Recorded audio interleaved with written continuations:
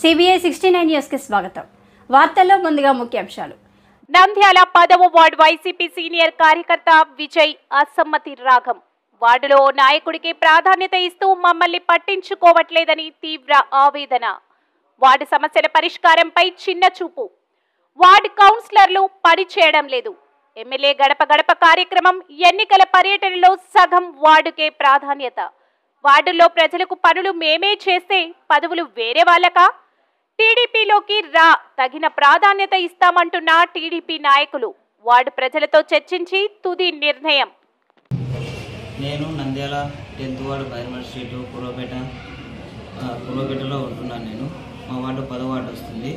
నేను YCP senior కార్యకర్త. నేను ఈ ప్రెస్ మీట్కు రావడానికి కారణం ఏమంటే కొంచెం అసంతృప్తిగా ఉండి పార్టీ మీద ఈ ప్రెస్ మీట్కి రావడం జరిగింది. ముఖ్య కారణం ఏమంటే మన వార్డులో చిన్న చిన్న పనులు కూడా ఈ గవర్నమెంట్ వచ్చిన నుంచి నెరవేర్చలేకపోయినాము.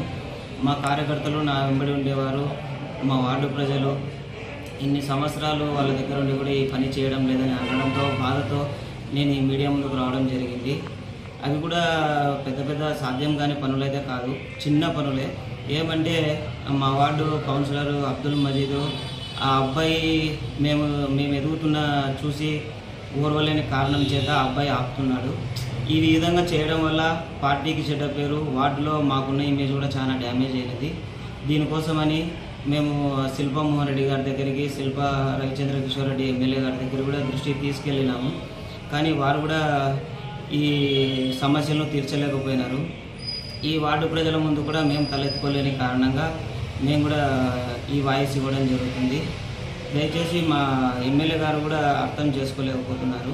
ఈ పనులు జరగడం వల్ల ఆయన ఓట్ బ్యాంక్ పెరగడమే అవుతుంది కానీ తరగదు. కానీ ఎందుకు అతను ఈ పనులకు నిర్లక్ష్యం చేస్తున్నాడో మాకు కూడా అర్థం కావట్లేదు. కానీ ఎమ్మెల్యేగా ఉండి కూడా వార్డు సమస్యలను ఎందుకు కౌన్సిలర్ చేయడం లేదో, మా ఎమ్మెల్యే గారు పట్టించుకోవడం లేదో మాకు అర్థం కావడం లేదు. మేము పోయి అడిగిన సందర్భాలు చాలా ఉన్నాయి. ఇంకొకటి ఏమంటే నేను ఈ పనులు జరగని కారణంగా మనస్పాతంతో మేము ఈ నిర్ణయం తీసుకోవాలని ఆలోచన చేస్తున్నాము. ఈ నిర్ణయం తీసుకునే ముందు కూడా మా వార్డు ప్రజలను సంప్రదించి నా మిత్రులను, శ్రేయోభిలాషుల్ని అందరినీ కలిసిన తర్వాత మా ఎమ్మెల్యే గారి దృష్టికి వెళ్ళి నా పరిస్థితి వినియోగించుకోవాలని అనుకుంటున్నాను. నమస్కారం. టీడీపీ నాయకులు ఎవరైనా మీకు టచ్లో వచ్చారా? మీరు టీడీపీ మారాలి? గత నెల నుంచి మా వార్డులో ఉన్న సీనియర్ నాయకులు చాలామంది వస్తున్నారు. మీకు ఎందుకు ఈ విధంగా శిల్పం మోటి దగ్గర మీరు అణిగిమని ఉండాల్సిన అవసరం ఏమిటి? మీరు కార్యకర్తగా ఉండి చేసిన సేవలు మేము చాలా చూస్తున్నాం కదా, మా పార్టీలోకి వస్తే మీకు తగిన ప్రాధాన్యత ఇస్తామని కూడా అడుగుతున్నారు. కానీ ఏమంటే మేము కూడా ఫస్ట్ నుంచి నంద్యాలకు వచ్చిన శిల్పం రెడ్డి రాజకీయం మొదలుపెట్టిన నుంచి నేను వాళ్ళ కుటుంబానికే విధేయంగా ఉన్నాను. దానికోసం ఆలోచన చేస్తామని ఆలోచన కొద్దీ ఎమ్మెల్యే దృష్టికి తీసుకుపోయినా కూడా ఫలితం రాలేదు నాకు.